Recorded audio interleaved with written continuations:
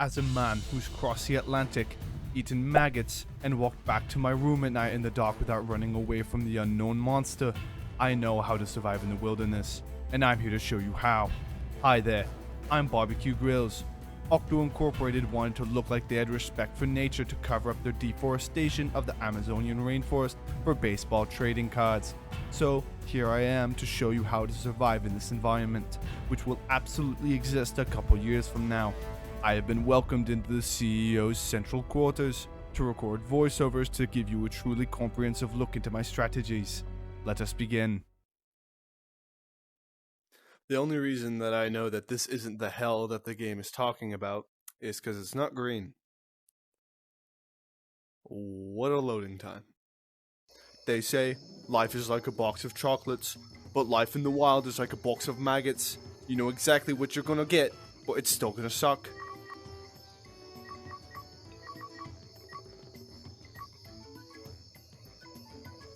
I've never liked Guns N' Roses, but I still want a challenge. Before parachuting down to the jungle, my crew forced me to pack some off-brand chewable vitamins for the road. I don't like them. They taste like chalk, but you have to do these kinds of things in order to survive. Here we are. We've just landed in the middle of the Amazonian rainforest, from which I've parachuted from. The very first thing that when you are popped in a situation without survival is to reference Maslow's hierarchy of needs. The first thing is companionship. I don't swing for that team, but I could find companionship with this if I really needed to. My trusty gear, my banana holster, is not working. Luckily, these will come in handy for my future needs to get companionship in Maslow's hierarchy of needs.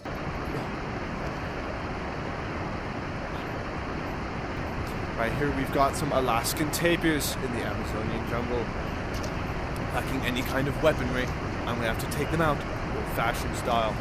What's my sprint button? Oh, my rock attempt.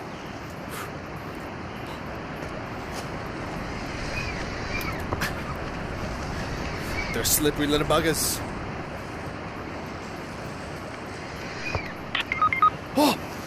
Oh! Some might consider that this form of hunting is inhumane. You would be correct. We're still working on the companionship bit, but now we've got to get out there and see what else we can find. The time for hunting poorly programmed prey is over. I need to go out into the jungle and find some resources fast. So close and yet so far. And so I traveled into the jungle to get the resources necessary for survival. Upon reflecting, it could be that this is the companionship that I was talking about at the bottom of Maslow's needs.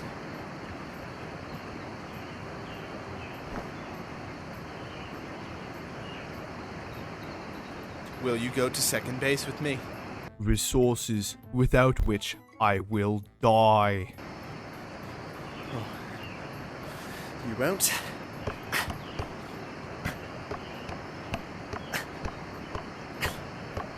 This will teach you. Oh. Just as I deal with every kind of rejection, I will beat my mate.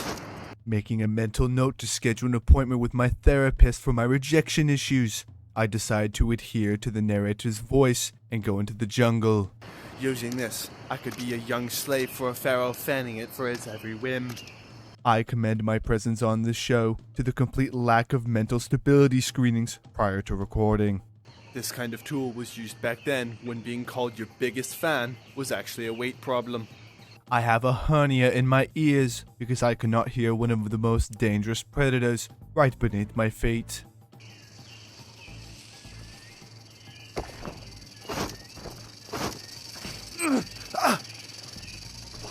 Me. Oh, that's a rattler. Oh, that's a rattler. Oh, he got me good. Oh, just like any good survival expert would do, I'm gonna corner myself with a dangerous reptile right outside my front door. After minutes of searching, I finally found a cave to settle down in However, I had an unexpected roommate. What? What got me? Oh, it was a bloody scorpion. Look at this little bugger. Oh, this one's probably poisonous too. Oh, all right. We're gonna have to take care of this one the old-fashioned way. The key to dealing with venomous scorpions such as this is to practice the utmost caution. The key is rhythm. I just got a missed call from my father. However, you can't let these things distract you when you're trying to find help. I will spare you the extravagance. I did not survive this run. Oh, we're back. We're in the middle of the jungle, in some kind of sacrificial ring for the cannibals that are native to here. For some reason, my planners and team decided this was the best place to drop. We're going to be giving this another go, because it's like I always say, in survival situations, keep trying, never give up. Oh, we're going to start by getting our surroundings. Oh, some rope. I could use that. This length of rope is an excellent find. Either I could use it as a pivotal resource, or now I could give up much easier. I could... Oh no, it's not even real. It's not, no. This jungle's playing tricks on me. There must have been something inside of those chewy vitamins, because I am tripping balls. A South African Amazonian iguana. Really good eating. Oh, look at him perambulate.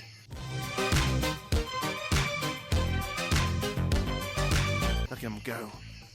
Something that the Amazonians have become accustomed to in their incredibly rigorous lifestyle is that the Amazonian rainforest has notoriously low frame rates, which can cause motion sickness.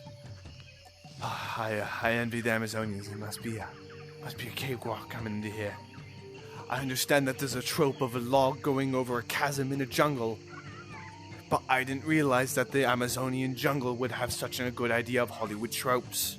I recently contracted poison from eating some plants I wasn't very educated on.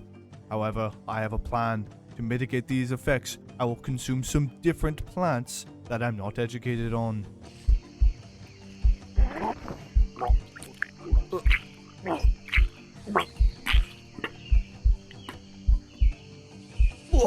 I don't know why my vision darkens whenever something comes leaking out of my survival hole. The key is for survival is understanding what the animal's trying to tell you without even communicating with you. You can tell by its bright colors and satisfying color scheme and gradients that this is a very friendly animal and that you should definitely eat it. It means that they're quick. Was that a crab? What? There are not crabs in the jungle. I need to check with my consulting biologist next time I go out to the jungle. While short-term survival is clearly something that is sought, true survival comes from knowledge. Knowledge is power. Know your wildlife and your surroundings and you will never need to fear. That's a weird looking dog. I've got an idea for this. I'll keep that.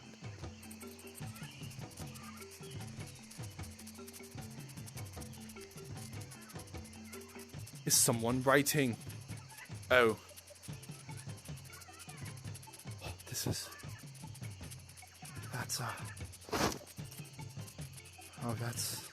That's dreadful.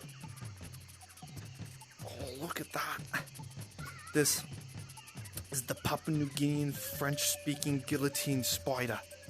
It's known for its ridiculously slow speed and predictive movement patterns. How do I take this out, though? In a situation like this, you may feel a little scared and a little cornered and confused, but you have to remember, you are a sheltered, modern-day individual, probably pretty young. Now, what is something that you've always seen? That's right, cartoons. And in cartoons, people always get hurt by coconuts falling on their heads.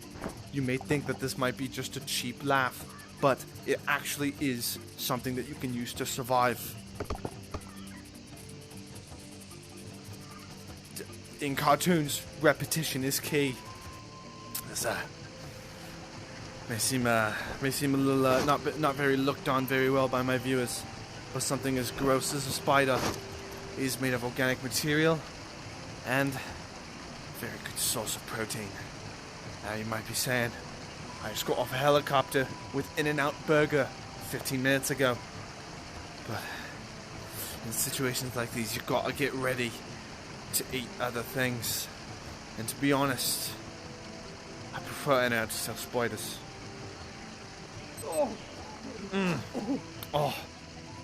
See, the green in my vision and the blackening of my sight proves that this is a delicious meal. Oh, you see that?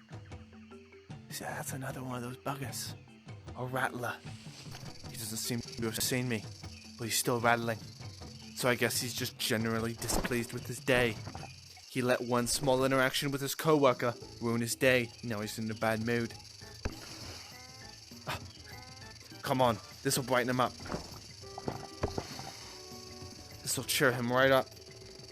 And then he can get on with his day. And his low-paying white-collar job. Now that I'm thinking about it, have you heard of Octo Incorporated? Here we go. Now this is how you evolve comedy. Just like that. You can say what you like, but the proof is in the pudding. Or the rattlesnake in this case. Disgusting. Ugh. Protein. What? Phallus indocilitus. Phallus. Phallic. Phallic. A key thing in the wild reminds me is to always do your checkups. If it looks like this, find a doctor immediately. And if you are actually trapped in the wild... Fucking isn't gonna work. Exactly, my alter ego. It will not work. Remember, when you get a voice in your head commenting on your erectile dysfunction, contact a doctor immediately. Now remember, the biggest key thing of survival is to make sure you're having fun.